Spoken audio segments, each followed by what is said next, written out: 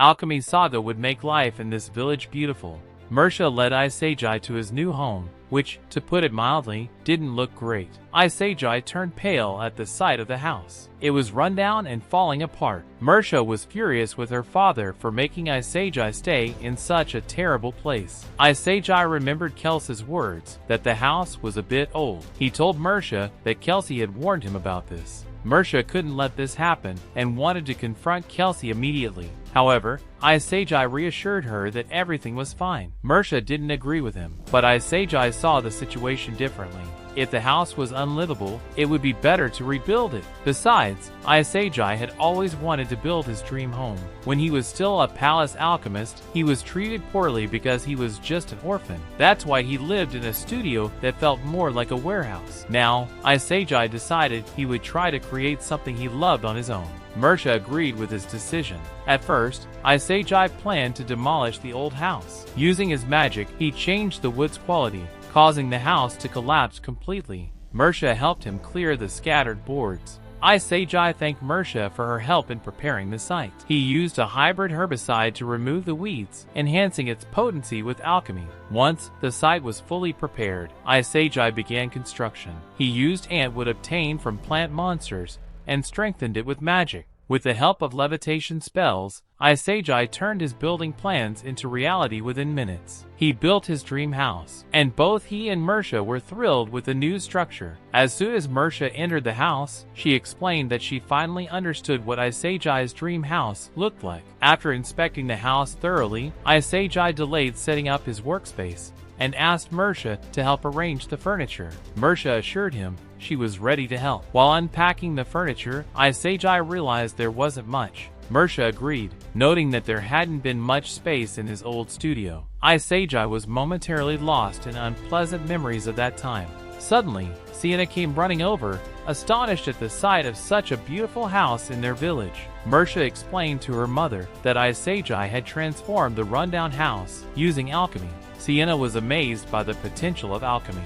Isagi apologized for the surprise, but Sienna reassured him that everything was perfect. She also apologized for the sudden visit and offered to help clean so they could settle in right away. The man was delighted by the attention he received. Sienna asked if she could check out the house, and of course, Isagi invited her inside. She immediately loved the house, especially the spacious kitchen. Isagi noticed that one of the shelves was too high for Mersha.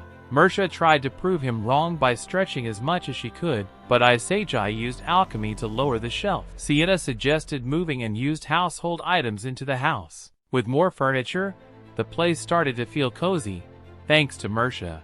It began to look like a real home. Mersha mentioned that the walls seemed bare and wanted to hang something on them, or place a vase on the table. Mersha offered to make dinner, and Sienna brought out a delicious dish for Isagi and Mersha. Isagi was amazed at how appetizing the meal looked. It turned out to be a simple milk soup made from local plants and mountain mushrooms. Mersha apologized for the simplicity of the meal. Isagi was happy because he had been craving a simple meal like this.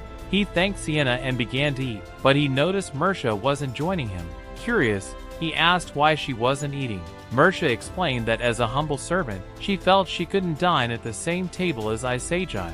Isagi persuaded her to join him. Although hesitant, Mersha eventually sat down and thanked Isagi for allowing her to eat with him. Both of them felt a bit awkward, as they weren't used to sitting together at the same table. Isagi suggested that Mersha try to overcome this feeling. Isagi praised Sienna's cooking, and was particularly interested in one of the herbs in the soup. Mersha explained it was kirk grass, a wild plant that grows in the nearby forest, with crunchy stems and tender leaves when boiled. Isagi thought the herb would taste good both boiled and fried. The soup perfectly blended the flavors of mushrooms, the saltiness of bacon, and the sweetness of the creamy milk. The bread soaked up all the flavors, making it soft and delicious. After finishing his meal, Isagi felt satisfied.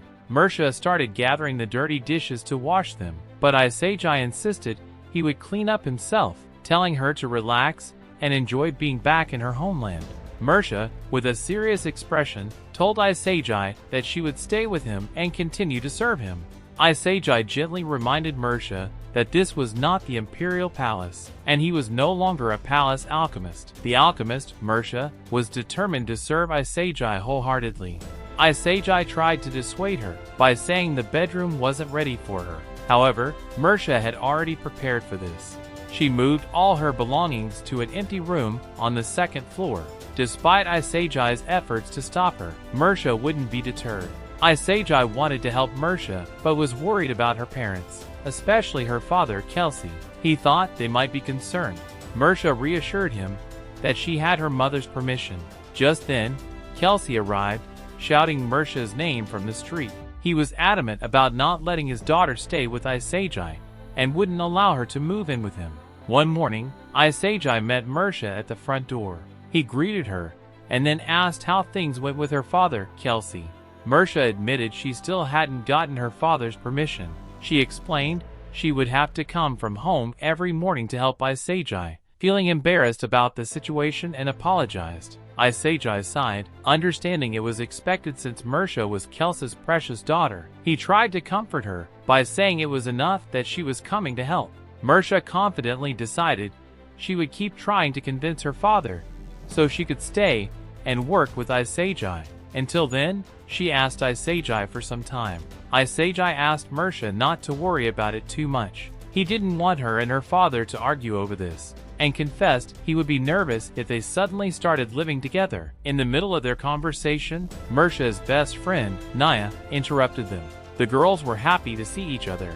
Naya asked why Mersha had returned so suddenly, but upon seeing Isagi, she assumed Mersha had brought her husband. Mersha quickly denied this, and they explained why she was staying in the village. Naya thought Isagi's idea was cool and found him to be a pretty decent guy. Naya introduced herself as Mersha's childhood friend. Isagi was happy to see that, as a human among beast men, he was being treated so kindly. Naya, getting closer to Mersha, began questioning Isagi. He felt glad that Mersha had such a good friend, wishing he had close friends like that too. After blessing Isagi's farm, Naya left, and Mersha apologized for her friend's noisiness. Isagi, on the other hand, was happy to have talked with them. He was eager to start working on the farm, wanting to see if the crops would improve. Yesterday, while building his new house, they had cleared the weeds from the field, and today, Isagi was ready to plow the land. While doing so, he discovered some annoying rocks, which he decided to use as materials.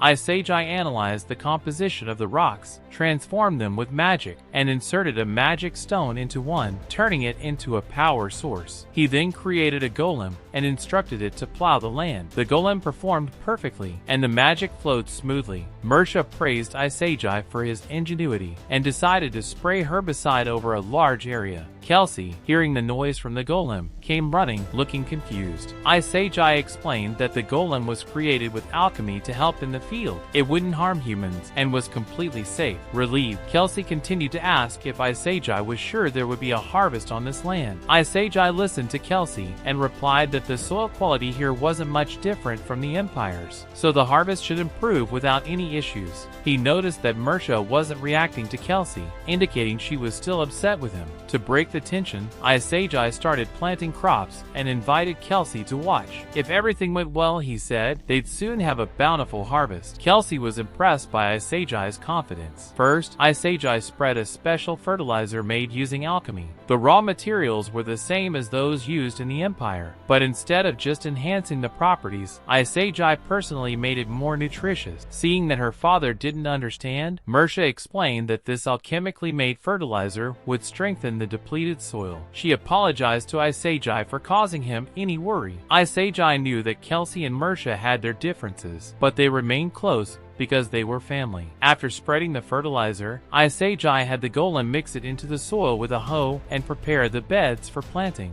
Then, they planted the seeds in the prepared soil. Kelsey watched the process and asked if they needed to wait before mixing the soil with the fertilizer. Usually, you would need to let the soil rest, but Isagi's alchemically enhanced fertilizer sped up the process. This saved a lot of time and made frequent mixing unnecessary. Kelsey was amazed, while Mersha just nodded in agreement. agreement, having seen Isagi's abilities before. Isagi decided to plant potatoes, a crop that grows well even in poor soil. He placed the potato seeds into holes, covered them with soil, and watered them. According to Isagi's calculations, the potatoes should start growing immediately and be ready for harvest soon. Kelsey was skeptical, knowing that potatoes usually take 3 to 4 months to grow. Suddenly, the potato plant sprouted right before his eyes, turning the beds green with fresh leaves. When the leaves began to yellow, Isagi decided it was time to harvest. He pulled out the first potato plant, revealing a successful crop. Isagi expressed his relief and happiness over the successful harvest. Mersha congratulated him, while Kelsey still couldn't believe it. To prove it, Isagi suggested tasting the potatoes. Mersha recommended making a simple dish, and Isagi agreed, suggesting they cook outside. Isagi brought out a new magical device, surprising Kelsey even more. Isagi explained that it was a magical fire starter. He demonstrated how to use it, showing Kelsey that pressing a button would ignite a flame that could be easily adjusted. Kelsey, astonished, admitted he had heard about such conveniences in the city, but never imagined something so incredible. He asked Isagi if he had created it himself. With a smile on his face, Isagi explained that this was all part of an alchemist's job. Meanwhile, Mersha was busy preparing a meal for Kelsey and Isagi. She added vegetables and oil to a pan and fried them on medium heat until they were golden brown. Then, she flipped them over and let them cook for about 4 more minutes on low heat before dividing them into portions. The finished dish was soon ready on the table. Mersha offered various seasonings like oil, salt, and pepper. Everyone started eating together. After tasting the potatoes,